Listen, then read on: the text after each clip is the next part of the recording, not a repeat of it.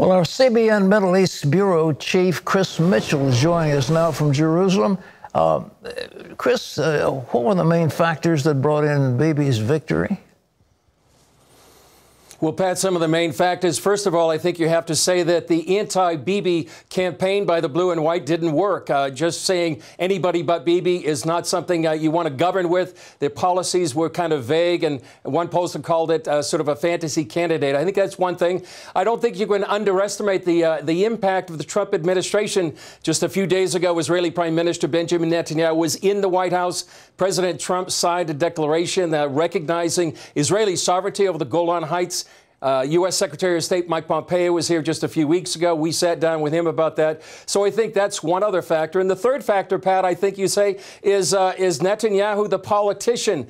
You could say it in a Yiddish kind of way. It was a Gewalt strategy. Oy vey, about 4 days ago, he was saying, the sky's falling. You got to go to the polls. If you don't, blue and white's going to win. That was one thing. And one political consultant told me last night, the Final Four just ended a few days ago. You want the best player to have the ball in the hands at the end of the game, and I think Netanyahu pulled out one of the biggest political games of his life last night.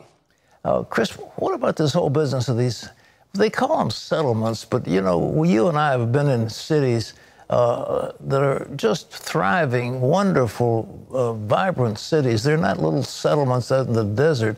Now, what he's saying is he's going to go in and make each one of those places part of Israel. There'll be Israeli citizens. Could you expand on that a little bit for us?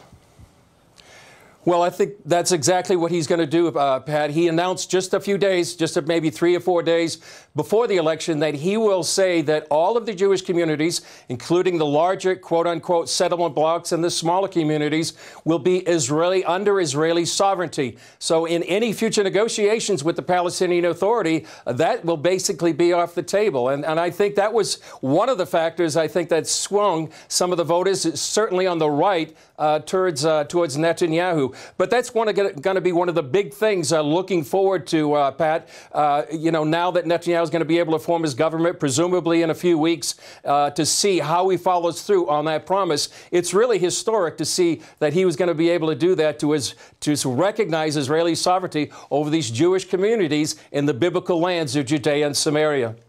Chris, as I look at it, and I've been there so many times, and you live there, there is no way that they're going to have two states. The Palestinians just aren't partners for peace. Hamas is so powerful in the Palestinian Authority, and they call for the destruction of Israel.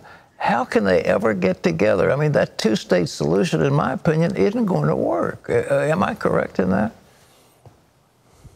I think so, Pat. In fact, some people thought when Netanyahu said that there was going to be Israeli sovereignty over these Jewish communities in Judea and Samaria, also known as the West Bank, that the two-state solution was dead. I think it's been dead for a long time, Pat, when you recognize not only what Hamas says, and they say it quite openly, they want the destruction of Israel, the state of the Jewish state, but if you look at some of the comments and especially in Arabic by Mahmoud Abbas, the president of the Palestinian Authority, or many other Palestinian Authority leaders, really, in many ways, they want a one-state solution, too. They really want to take over the Jewish state in many ways. And so I think that makes a two-state solution very, very unlikely. All right. Indictments. Is there a possibility that he's going to have Parliament pass a law giving immunity to the Prime Minister? Well, there was a possibility of that a little while ago, and I think Netanyahu actually backed away from that particular legislation. But I think that's one cloud hanging over Netanyahu right now.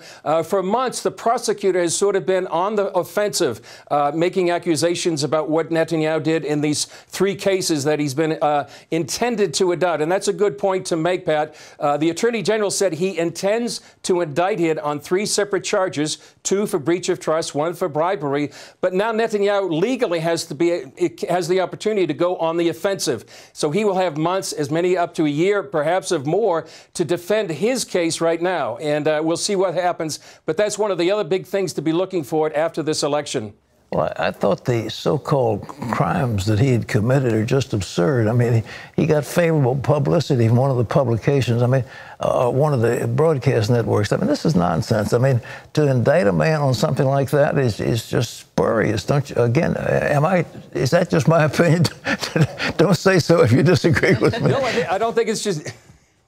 Go ahead. No, I don't think it's just your opinion. I think Alan Dershowitz actually made a case just before the Attorney General came out with his decision. Alan Dershowitz says, you know, you could indict a lot of politicians if they try to get good, favorable coverage through the media. And so I think that's, in essence, some people think that's what Netanyahu is being accused of. And it's the opinion, not all of you, Pat, but I would believe Alan Dershowitz and other legal experts. Last question. Who's going to be out of the coalition? Who's going to be in it? Well, right now, obviously, Likud is the big one. We have 3 religious parties. They're going to be part of that as well. And then Kelanu, which is another party, up to 65 seats, it looks like right now. President Reuven Rivlin, really the power shifts to him right now. Next week, he's going to have consultations with all of the political parties and decide who's going to be the one to form the next coalition. Right now, the numbers say, obviously, it's going to be Netanyahu looking forward. The other thing, big thing we're going to have to look forward to, Pat, is the unveiling of President Trump's peace plan, the so-called deal of the century. He said, the administration said it was going to happen after the elections. So that's one of the next big things we're going to have to look forward to. All right. Well, thanks again for your insights. Chris Mitchell, our man in Jerusalem, who has been covering with tremendous skill